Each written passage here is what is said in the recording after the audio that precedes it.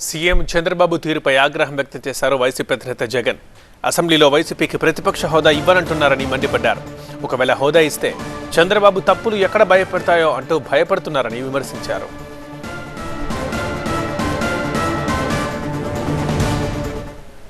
అసెంబ్లీలో ప్రతిపక్ష పార్టీ ఒకటి ఉంది అని కూడా వాళ్ళు గుర్తించారట. ప్రతిపక్ష పార్టీ అనేది ఉండేటే రెండు పక్షాలు, ఒకటి అధికార పక్షం, ఒకటి ప్రతిపక్షం. ఇక వేరే పార్టీయే లేదు. అయినా కానీ ప్రతిపక్ష పార్టీ కింద ప్రతిపక్షంలో ఉన్న పార్టీని గుర్తించారట.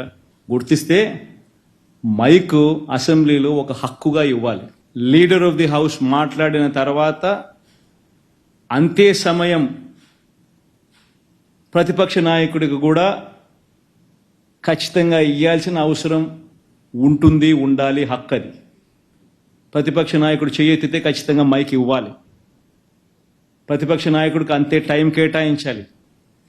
ఇవన్నీ చేస్తే ఈ మాదిరిగా ఆయన చేసిన పనులకు, ఆయన చేసిన పద్ధతులకు ఆయనను ప్రశ్నిస్తూ ప్రజల తరపున గొంతు విప్పి ఇవన్నీ కూడా మాట్లాడే పరిస్థితి రావాలి.